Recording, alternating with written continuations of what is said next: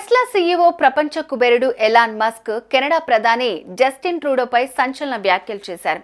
వచ్చే ఏడాది జరగనున్న కెనడియన్ ఫెడరల్ ఎన్నికల్లో ట్రూడో ఓడిపోతాడని మస్క్ జోస్యం చెప్పారు. ట్రూడోను వదిలించుకోవడానికి కెనడాకు సాయం చేయండి అంటూ ఎక్స్ లో ఎలాన్ మస్క్ ను ఓ యూజర్ కోరాడు. దీనికి స్పందించిన మస్క్ జస్టిన్ ట్రూడో రాబోయే ఎన్నికల్లో ఓడిపోతాడు అంటూ బదులిచ్చాడు. అమెరికా అధ్యక్ష ఎన్నికల్లో ట్రంప్ ను గెలిపించడంలో కీలక భూమిక పోషించిన మస్క్ నుంచి ఈ విధమైన స్పందన రావడంతో కెనడాలో లిబరల్ పార్టీ గట్టెక్కడం కష్టమేనని సోషల్ మీడియాలో జోరుగా ప్రచారం జరుగుతోంది. జస్టిన్ ట్రూడో ఓడిపోతాడని ప్రచారం జరుగుతూ ఉండడానికి బలమైన కారణాల్లో భారత్తో విభేదాలు పెట్టుకోవడం కూడా ఒకటని నెటిజన్లు పేర్కొంటున్నారు.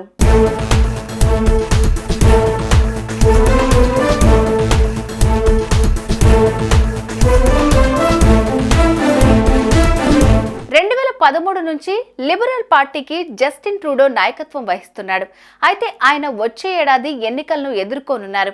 ఈ ఎన్నికల్లో ట్రూడో లిబరల్ పార్టీ ఇతర ప్రధాన పార్టీలతో పోటీ పడుతుంది. ఇందులో పియర్ పోయిలీవ్రే నేతృత్వంలోని కన్సర్వేటివ్ పార్టీ, జగ్మీత్ సింగ్ నేతృత్వంలోని న్యూ డెమోక్రటిక్ పార్టీలు ఉన్నాయి.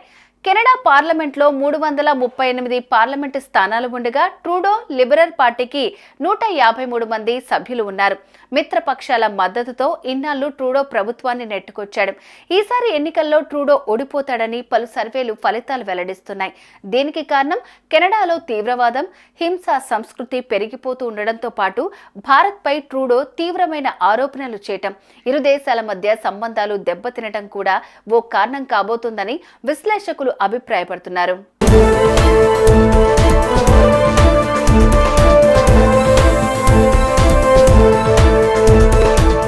భారత్ పట్ల జస్టిన్ ట్రూడో తీరును సొంత పార్టీలోని ఎంపీలు సైతం వ్యతిరేకిస్తున్నారు.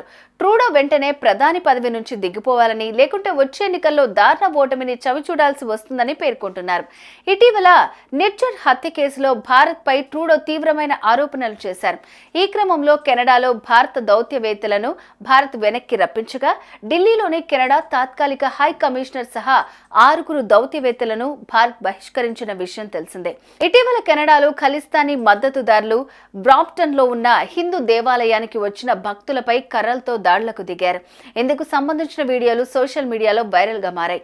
అయితే ఈ దాడిని జస్టిన్ ట్రూడో ఖండించినప్పటికీ ట్రూడో ప్రభుత్వంపై ప్రజల్లో తీవ్ర వ్యతిరేకత పెళ్లిబీకుతోంది. దీంతో ఎలాన్ మస్క్ జోస్యం నిజమవుతుందేమో అన్న చర్చ మరింత ఊపందుకుంది.